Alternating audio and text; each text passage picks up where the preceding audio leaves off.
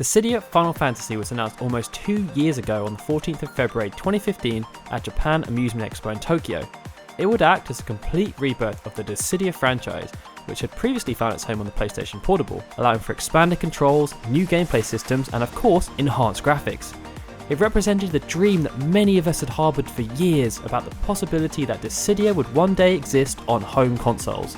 Since the game's announcement and release, hype has been building and building.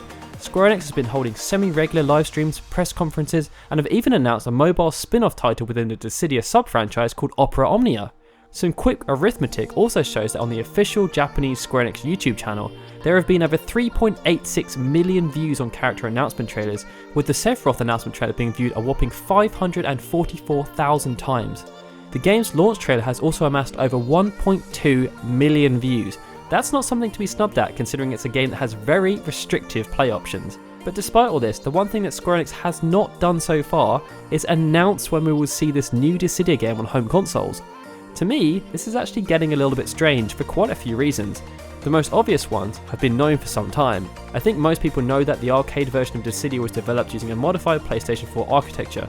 It's also widely known that there was an agreement in place that meant it would remain an arcade exclusive for a year, which in case you didn't know, expired on or around the 26th of November 2016. 2017 also marks the heralded 30th anniversary of the Final Fantasy franchise, and this comes with some expectations, especially when you consider that the original Dissidia title was created as the brainchild of Tetsuya Nomura to mark the series' 20th anniversary. This alone certainly provides hope that they will be looking to do the same thing again, just 10 years further down the line. I'm genuinely optimistic that they're just holding fire at this point, potentially to announce at the press conference that's due to take place in a couple of weeks' time. I mean, at this point, Dissidia Arcade has been in the hands of gamers for so long in Japan. It means they've had tons of opportunities to do balancing and testing, and we've also had 8 additional characters added to the roster so far.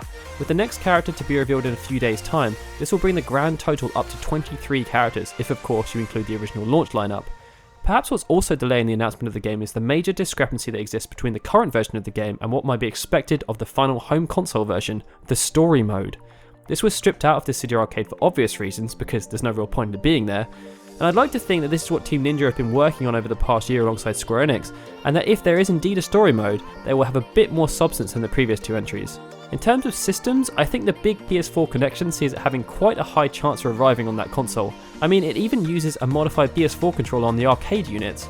However, if we're to read anything into the rumour mill, there's also been one doing the rounds about a game called Dissidia Versus, which could be appearing as a launch title for the Nintendo Switch. And it's kind of difficult to disprove at the moment, as despite the Nintendo Switch arriving in only a few months' time, no launch titles have actually been announced yet. Now, there's nothing to say that this would be a ported version of Dissidia Arcade.